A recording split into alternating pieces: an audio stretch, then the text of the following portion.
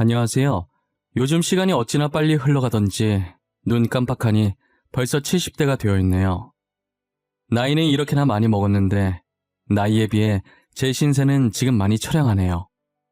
과거를 돌이켜보면 제가 그동안 왜 그렇게까지 아등바등거리며 살아왔나 싶어요. 그렇다고 다른 사람들이 편하게 살았다는 말은 아니에요.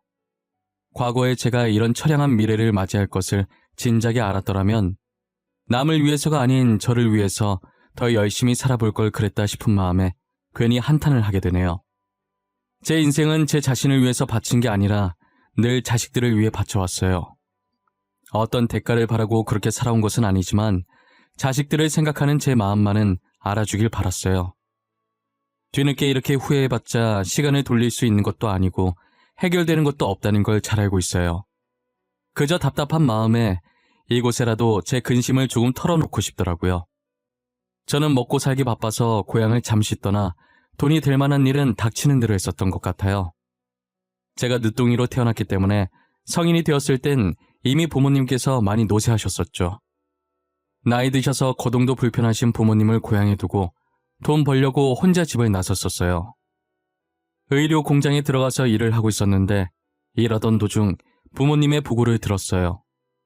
제가 고향을 떠난 지 2년째 되던 해에 어머니가 돌아가셨고 반년 후 아버지께서 돌아가셨어요. 저는 장례를 마치고 아무도 살고 있지 않는 고향에 있던 집을 정리했어요. 부모님께서 하늘에서 걱정하지 않게 잘 살아야겠다는 생각에 전보다 더욱더 열심히 일했던 것 같아요.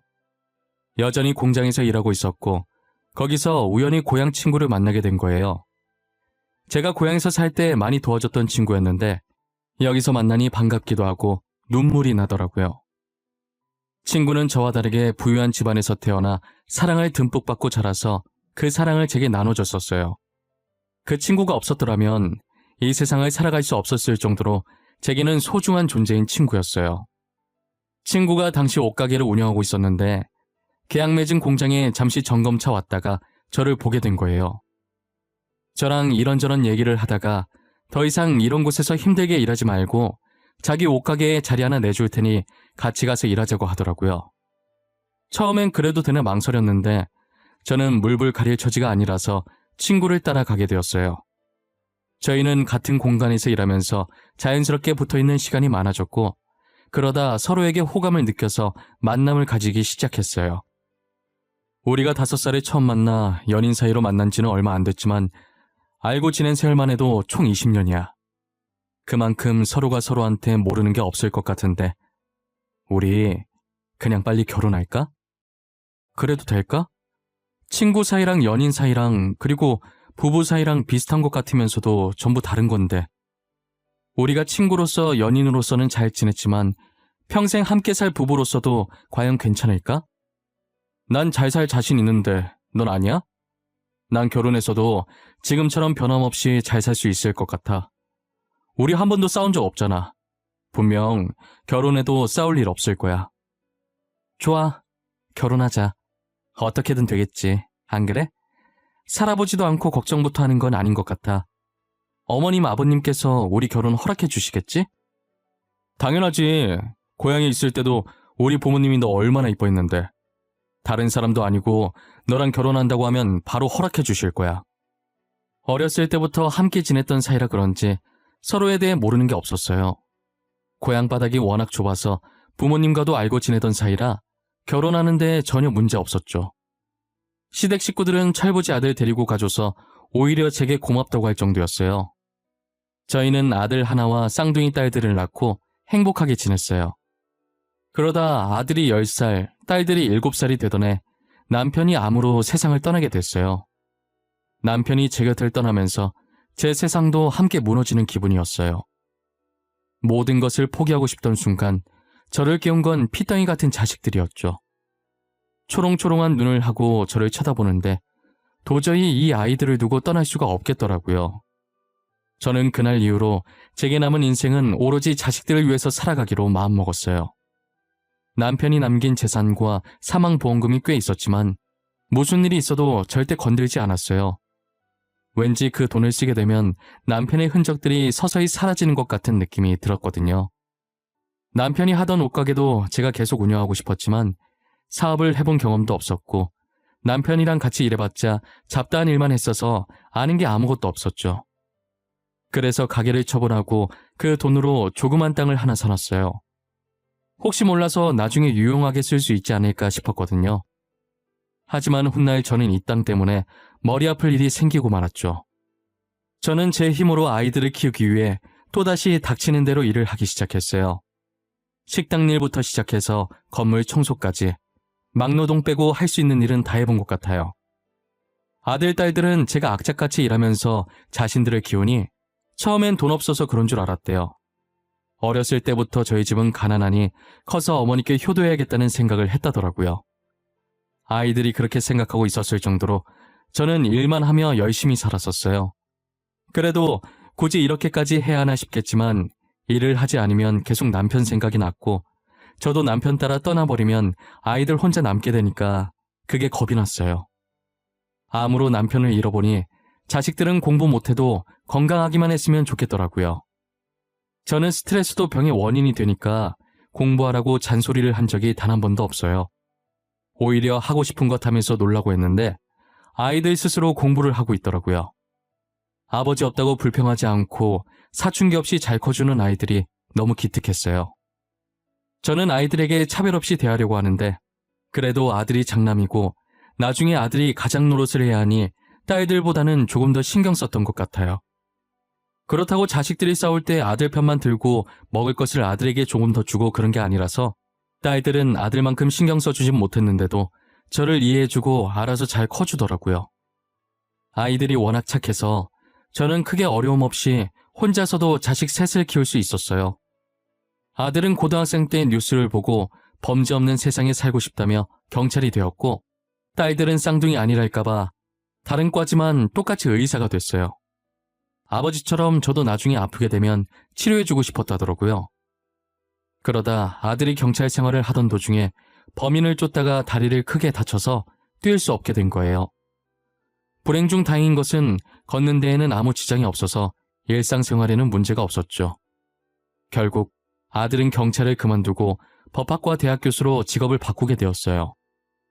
이 상황을 되게 덤덤하게 받아들이는 것 같았지만 지켜보는 제 마음은 편치 않더라고요. 제가 괜한 걱정을 한 것이었는지 아들은 교수 생활에 빠르게 적응하고 오히려 범인 쫓아다닐 때보다 편하다고 표정이 밝아져 있었어요. 그리고 다가온 명절에 자식들이 TV를 보고 있는 제 앞에 조용히 앉더라고요. 저는 아들, 딸들이 제게 뭔가 할 말이 있는 것 같아 보여서 TV를 껐어요. 뭐야? 너네 나한테 할 말 있어? 표정들이 왜 이렇게 비장해? 할 말 있으면 빨리 해. 나 10분 뒤에 연속극 봐야 돼. 엄마, 그동안 혼자서 우리들 키우느라 고생 많았지?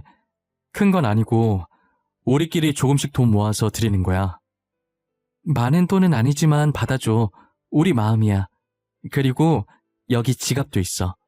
엄마 지갑 많이 낡았더라고. 그거 언니랑 나랑 고등학생 때 만들어줬던 지갑이었잖아. 어떻게 그 지갑을 아직까지 쓰고 있어? 그 정도 됐으면 그냥 버리고 새로 사지. 자식들이 사주길 기다린 거지? 나 다 알아. 그래, 맞다. 왜? 아유, 언제 커서 이렇게 나한테 용돈도 다 주고 선물도 사주고. 이제 진짜 다 컸네. 너네 어른 맞네. 잘 쓸게. 돈은 또 왜 이렇게 많이 넣었어? 10만 원만 줘도 고마운데. 자식들이 준 봉투를 열어보니 각자 100만 원씩 총 300만 원이 들어있더라고요. 제 표정을 보고 절대 이 돈 못 쓸 거라는 걸 알고 아끼지 말고 꼭 쓰라고 신신당부를 하더라고요. 앞으로 자신들이 계속 효도할 거니까 그 정도면 됐다고 이제 고생 그만하고 쉬라고 하는 거예요.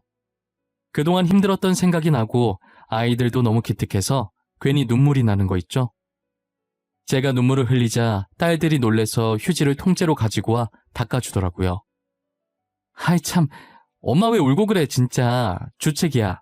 울지 마. 우리 엄마 울리려고 한 거 아니란 말이야. 그만 울어. 우리도 울어버린다. 너무 기특해서 그러지. 언제 내 새끼들이 이렇게 컸나 싶어서. 코 찔찔이 시절이 엊그제 같은데 벌써 이렇게 커서 엄마 용돈도 다 주고 너무 좋아서. 엄마 우는 거 진짜 못생겼어. 그러니까 울지 마. 웃는 게 더 이뻐. 앞으로 우리가 엄마한테 받은 거 다 돌려줄 거야. 용돈도 많이 줄게. 우리 의사야. 잘 나가. 뭐냐 너네? 나 교수라고 지금 무시하냐? 교수도 연봉 세. 왜 이래? 엄마, 나도 용돈 많이 줄게. 그러니까 이제 일 그만하고 쉬어. 그래, 알겠어. 내가 자식 농사 하나는 정말 잘했네. 너네 없었으면 내가 어떻게 살았을까? 아마 이 세상에 없었을 거야. 딸들은 저를 꼭 안아줬지만 아무래도 장남은 아들이라 그런지 딸들보다는 많이 무뚝뚝하게 말해도 저보고 울지 말라고 하면서 제 어깨를 어색하게 살짝 토닥거려줬어요. 이젠 자식들 걱정 그만하고 편하게 살라면서 도우미 아주머니까지 고용해 주더라고요. 그런데 도우미 아주머니 고용했다는 얘기를 저한테 안 한 거예요. 명절 끝나고 모르는 사람이 일하러 왔다고 제 집에 찾아왔길래 처음엔 다른 집을 저희 집이라고 착각하고 잘못 찾아온 줄 알았어요. 때마침 그때 아들한테 전화가 와서 아들이 고용한 아주머니라는 걸 알게 되었죠. 제가 자식들한테 이렇게까지 호강받으며 살아도 되는 건가 싶었어요.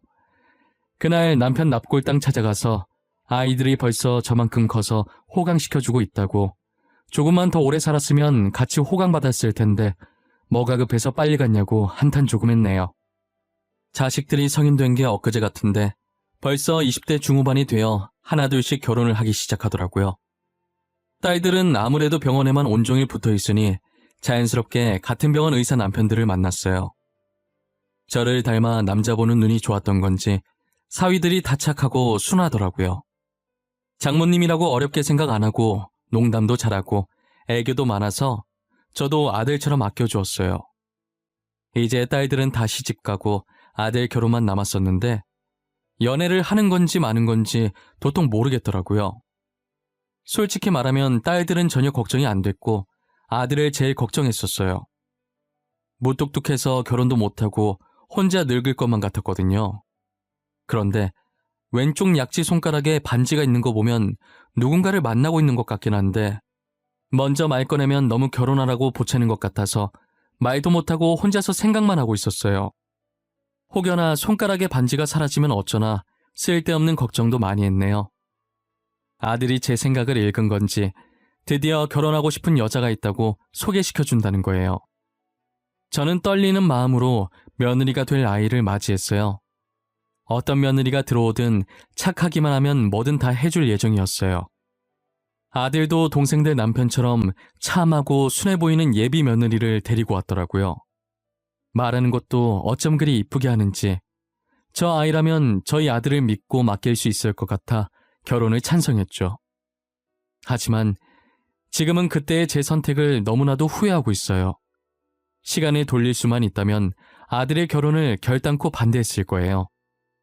아들과 며느리는 결혼하고 나서 너무 잘 지내더라고요. 껌딱지처럼 붙어서 서로 아껴주고 사랑해주는 모습이 정말 보기 좋았어요. 결혼한 지 4개월 정도 지났을 때쯤 며느리의 임신 소식이 들리더라고요. 아들과 제 사이가 멀어지기 시작한 건 그때부터였어요. 매일같이 연락을 하던 아들 녀석이 며느리가 임신하던 순간부터 뜸해지더라고요. 매달 주던 용돈도 끊기고 본가를 방문하는 횟수도 줄어드는 거예요. 용돈이야 제가 가지고 있는 돈이 있으니 안 준다고 해서 그렇게 서운하지 않았어요. 하지만 전화는 단 1초라도 시간을 잠깐 내서 할 수 있는 부분인데 원래 안 했던 사람이라면 저도 이렇게 기다리지 않았을 거예요. 처음엔 교수 생활에다가 임신한 아내 챙기느라 바쁘나 싶었어요. 그런데 딸들과는 여전히 연락을 잘하는 것 같더라고요. 딸들도 아이를 낳았던 터라 궁금한 게 있으면 바로바로 딸한테 물어보는 것 같았어요.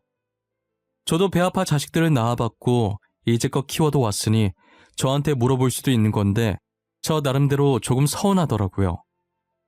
며느리의 출산일이 다 되어갈 때까지도 연락이 안 오는 거예요.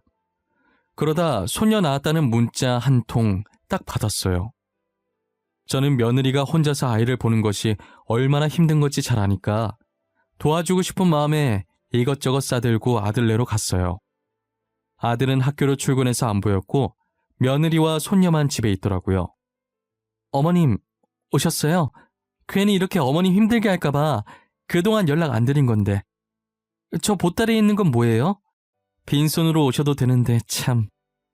우리 며느리 애 낳느라 고생 많았을 텐데 몸보신 좀 해야지.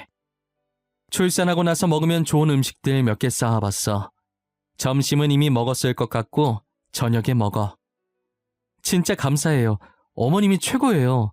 저희 엄마도 이렇게까진 안 챙겨주셨는데 정말 잘 먹을게요. 음식이 너무 맛있어 보여요. 며느리가 제가 해준 음식을 보고 좋아하는 걸 보니 괜히 뿌듯하고 더 해주고 싶더라고요. 그리고 저는 그날 처음으로 손녀를 마주할 수 있었는데 한번 품 안에 안아보고 싶은 마음에 화장실 가서 손을 씻고 왔었어요. 그런데 며느리가 손주를 안아들고는 저더러 멀리서만 보라고 하더라고요. 손도 씻었는데 한 번만 안아보면 안 되겠냐고 하니 밖에서 온 거니 안 된다며 마치 제 몸이 병균 덩어리라는 듯이 말을 하더라고요. 저는 아기라서 면역력이 약하니까 걱정되는 마음에 그럴 수 있다고 생각했어요. 결국 아이를 한 번도 만져보지 못하고 멀리서만 지켜보고 집으로 돌아왔죠. 집에 도착하자마자 오랜만에 아들한테 전화가 온 거예요. 저는 반가운 마음에 허겁지겁 전화를 받았는데 돌아온 건 쌀쌀맞은 아들의 목소리였어요. 엄마, 혹시 우리 집에 왔다 갔어? 왜 연락도 없이 마음대로 갔어? 우리한테 온다는 말도 없었잖아. 무슨 소리야? 나 며느라기한테 말하고 갔어.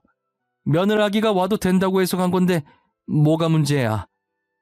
아, 됐고 앞으로 우리 집에 오는 것 좀 자제해줘. 부탁할게. 특히 내가 없을 때는 더더욱. 알겠지? 누가 들으면 내가 너네 집 매일 간 줄 알겠다. 언제는 와보라고 한 적 있었니? 나도 오늘 처음 갔어. 야, 됐어. 더러워서 안 가. 이제 속이 시원하니? 저는 화가 난 나머지 처음으로 아들에게 화내고 전화를 끊었어요. 분명 며느리한테 말하고 갔고 며느리 위해서 간 것이었는데 아들이 저러니까 너무 서운한 거예요. 그래서 그날 이후로 거의 연을 끊다시피 딸들이랑만 연락하고 지냈었어요. 명절이나 제 생일 같은 가족 모임에도 아들네만 부르지 않았죠.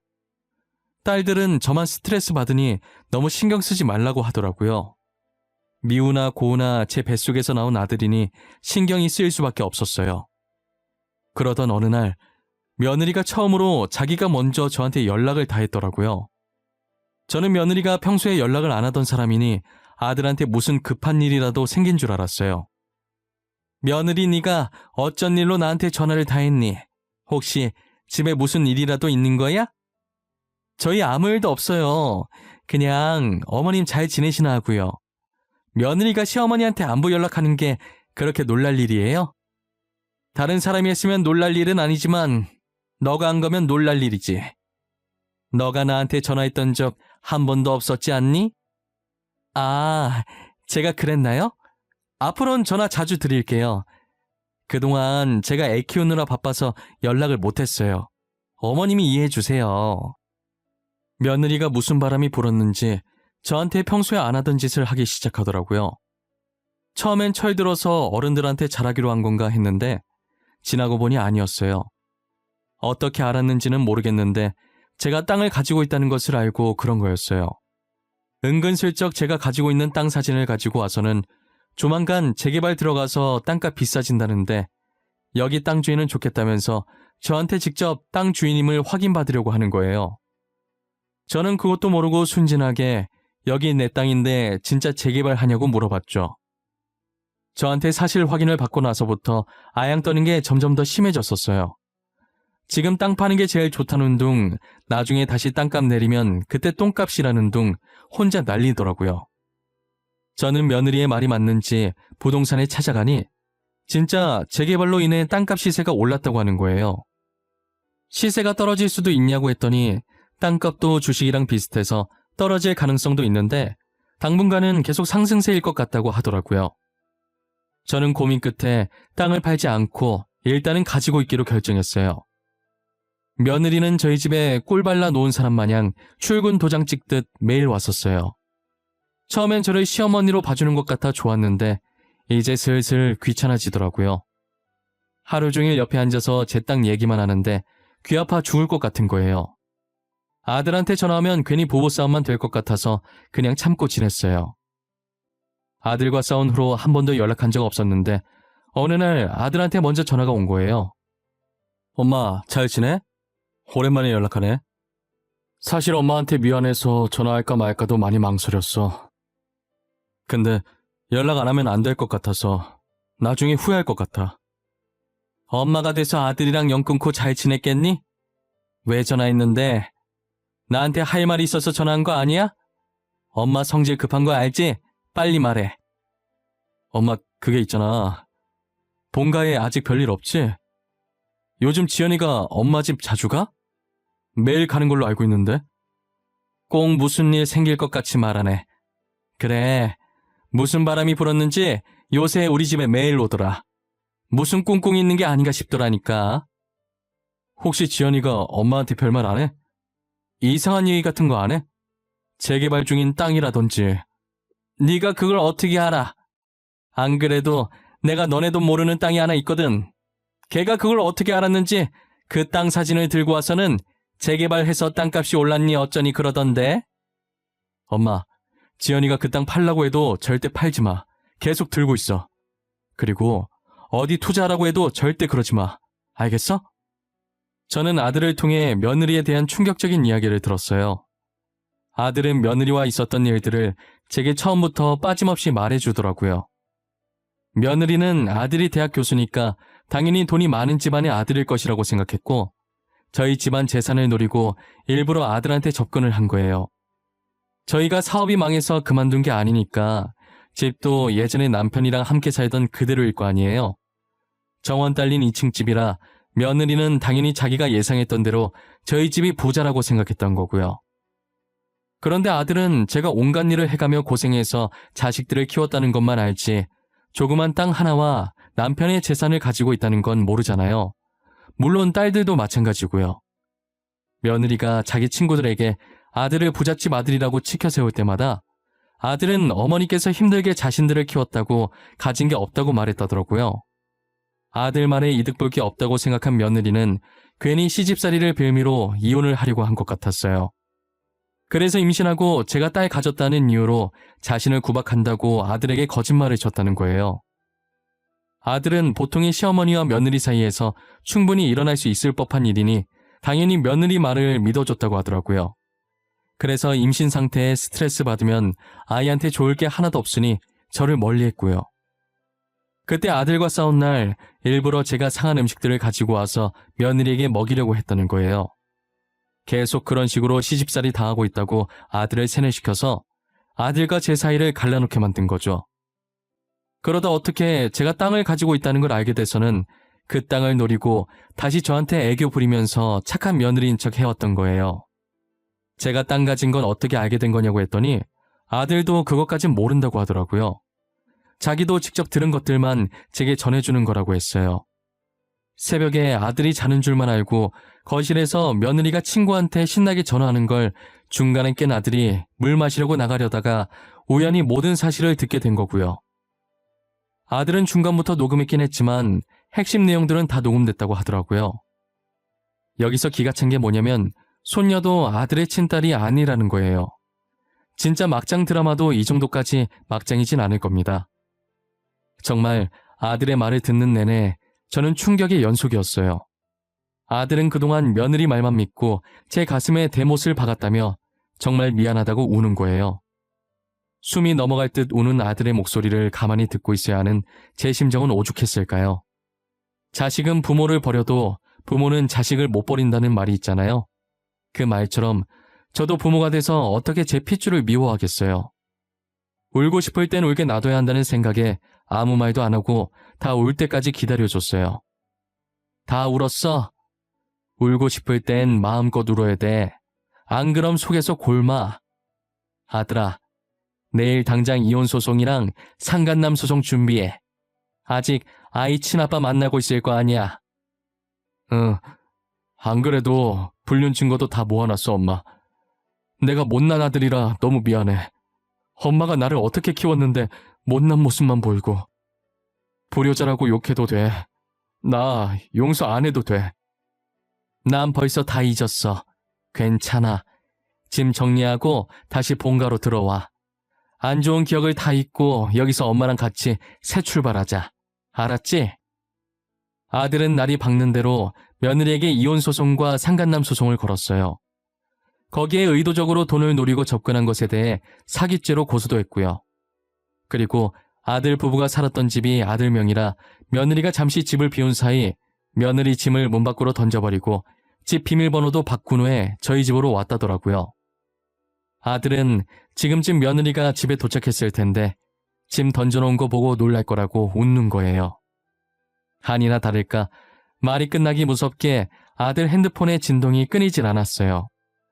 아들은 진동 소리 시끄럽다고 휴대폰 전원을 아예 꺼버렸어요.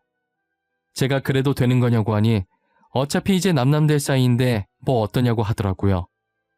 저랑 영 끊을 때도 느꼈고 지금도 느끼는 거지만 저희 아들은 맺고 끊음이 참 정확한 아이인 것 같아요. 아들은 며느리와 이혼하고 교수 생활을 하면서 심리학 공부를 하고 있는 것 같더라고요. 갑자기 왜 심리학 공부를 하냐고 했더니 세뇌를 당해보니까 그냥 하고 싶어졌다고 하는 거예요. 그리고 그쪽으로 직업을 바꿀 생각도 하고 있는 것 같아 보였어요. 사람의 심리를 며느리처럼 나쁜 쪽으로 이용하지 않고 좋은 쪽으로 만들고 싶다고요. 저는 이제 아들이 무엇을 하든 옆에서 묵묵히 응원해 주려고 해요. 저도 이번 일 겪으면서 돈이 많다고 해서 다 좋은 것만은 아니라는 걸 깨달았어요. 세상에는 좋은 사람이 있는 반면에 나쁜 사람들도 많다는 걸 잊지 말아야 할 것 같아요. 그렇게 참하고 성격 좋아 보이던 며느리가 저희 뒤통수를 칠 줄 누가 알았겠어요? 사람은 정말 속을 알 수 없는 동물이라고 하더니 그 말이 딱 맞았어요. 호빵도 열어봐야 이게 고기 호빵인지 야채 호빵인지 알 수 있듯이 사람도 속을 열어봐야 착한 사람인지 나쁜 사람인지 알 수 있는 것 같아요. 이제 그 속을 어떻게 열어야 하는지가 제일 문제지만요. 세상 사는데 쉬운 게 아무것도 없다지만 인간관계만큼 어려운 것도 없을 거예요. 이 나이 먹은 저도 잘 모르겠는데 제가 살아온 세월에 겨우 반밖에 안 산 저희 아들이 어떻게 알겠어요. 저는 그저 아들이 제게 더 이상 죄책감을 가지지 않았으면 좋겠어요. 겉만 보면 아무렇지 않아 보이긴 하지만 속은 아마 미안함 때문에 골마서 문드러졌을 거예요. 저희 아들 성격이라면 분명히 혼자서 그러고 있을 가능성이 매우 크거든요. 아무 일도 없었던 것처럼 예전보다 훨씬 더 잘 지냈으면 좋겠어요. 저의 긴 이야기는 여기까지입니다. 여러분들이 보시기엔 어떠신가요? 요즘 애들 말대로 고구마 100개 정도 먹은 기분이실까요? 저처럼 막장 드라마도 이 정도는 아니다라고 생각하신 분들도 계실 거예요. 당사자인 저는 오죽할까요? 아직까지 그때 일을 생각하면 드라마를 본 기분이에요. 그래도 익명의 힘을 빌려 이곳을 대나무 숲이라고 생각하고 털어놓으니 마음이 한결 가벼워지네요. 지금까지 저의 이야기를 들어주신 모든 분들께 감사하고 추운 겨울 가족분들과 따뜻하게 보내시길 바랄게요.